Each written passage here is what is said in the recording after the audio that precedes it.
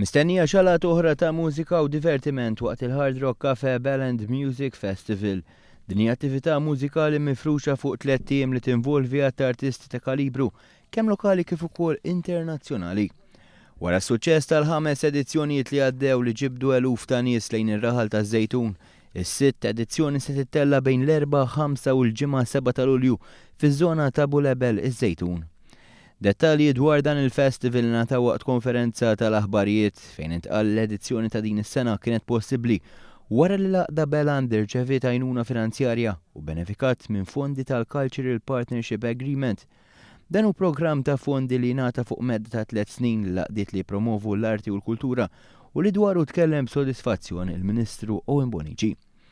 Il-Ministru seta' jisma' wkoll apprezzament ta' dawk li benefikaw bit-Trace Vella, waħda mill-organizzaturi tal-festival titkellem dwar kemm għamlu differenza. Ħadna daw il-fondi biex bekk stajna nollu il-livell ta' dan il-festival. Xiġifieri? Ġifieri li stajna nħarsu lej bands ikbar ta' aktar kalibru, oriġinali. Diki waħda mill-main differences li se jkollna infatti din is-sena. Barra minn hekk, ħadna din l-opportunità biex bekk stajna nagħtu opportunità il-bands lokali illi għadhom mhumiex magħrufin, l-upcoming ġifieri, newcomers.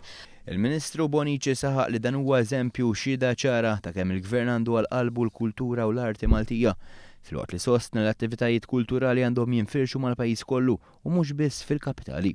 Il-festival se jiftaħ bi spettaklu mill-grupp Alphaville li ħadu l-fama fis-snin 80 bid-diski Big in Japan, Jet Set, Dance With Me u Forever Young.